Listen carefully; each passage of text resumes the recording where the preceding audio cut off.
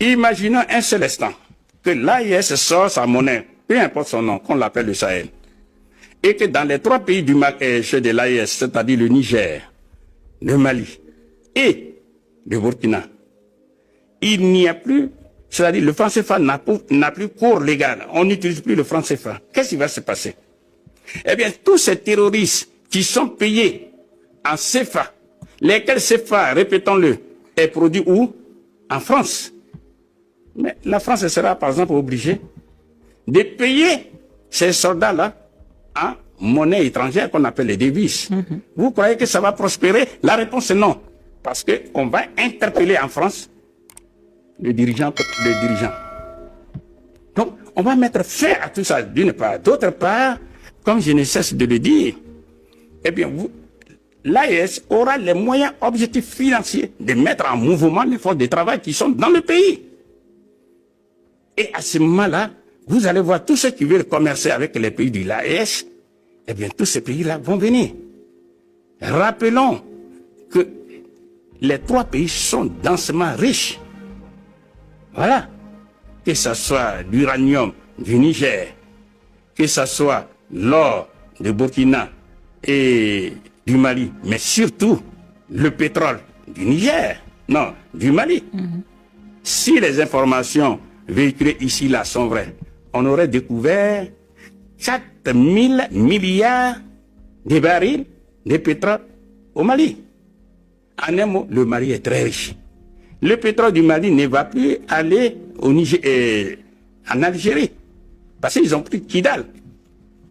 Donc, je crois qu'il ne faut pas se faire peur. Il ne faut pas se faire peur. Vous avez votre argent, vous en faites ce que vous voulez, pour satisfaire les besoins des populations. Et ils vont voir. Toutes les forces de travail qui sont à l'extérieur, hors de l'AES, tout ça, ce sont des gens qui vont venir. Parce qu'on a les moyens de les payer. Professeur, est-ce qu'éventuellement la création de la monnaie de la CEDEAO, l'ECO, peut faire obstacle à la création d'une monnaie unique pour les pays de l'AES? Non, je ne crois pas. L'ECO dont on parle, bon, écoutez, on attend voir, mais vous-même, vous avez vu qu'à un moment donné, on dit, bon, on va progresser dans l'ECO avec le Nigeria, tout ça, et puis, il y a eu un jeu là, où on dit, bon, en Côte d'Ivoire, on va créer l'ECO, UEMOA, etc. Tout ça, ce sont des jeux. Bon, donc, c'était pour perturber et puis reporter à une date ultérieure, etc. En un mot, empêcher la création de l'ECO. Parce que c'est ce que la France ne veut pas. Parce que si l'ECO apparaît, le franc CFA disparaît. Or, la France vit grâce à ça.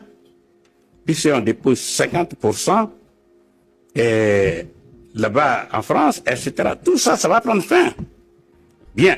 Donc je crois que les problèmes réels qui sont là, il faut que les dirigeants du Sahel, qui portent sur eux tout l'espoir de l'Afrique, comprennent que la monnaie du Sahel, ou du moins de l'AES, c'est la base de la monnaie unique africaine. Progressivement, les gens vont venir. Parce que tous nous aspirons à la souveraineté. Ça fait plus de 6 siècles qu'on est esclaves. Il faut finir avec ça. Donc, ils ont le soutien de tout le monde. C'est ça. Bon, donc, comme on n'est pas dans le secret de Dieu, eux seuls savent quand la monnaie du Sahel va sortir.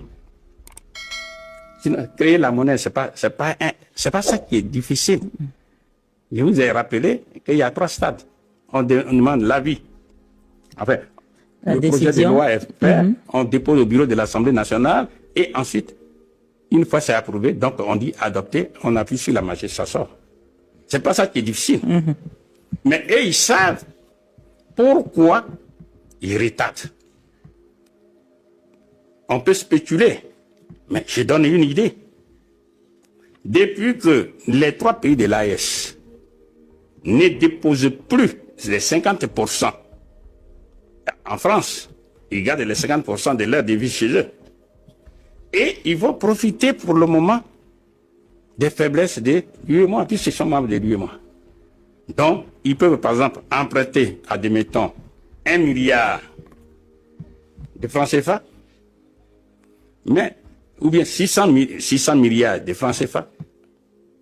On va raisonner en termes de millions. Ils empruntent 600 millions de francs CFA. Mais, comment rembourser? Comme un dollar vaut aujourd'hui 600 francs CFA, ben, il leur suffit simplement de décaisser 1 million de dollars, 2 millions de dollars multipliés par 600, ça devient 600 millions. Donc avec 1 million de dollars, ils remboursent les 600 millions. Vous comprenez là? Voilà, c'est ça. Donc peut-être c'est cet aspect qui les retarde, le temps de rembourser toutes les dettes, le temps de faire fonctionner l'économie, etc. Bon, ça c'est maintenant une autre chose.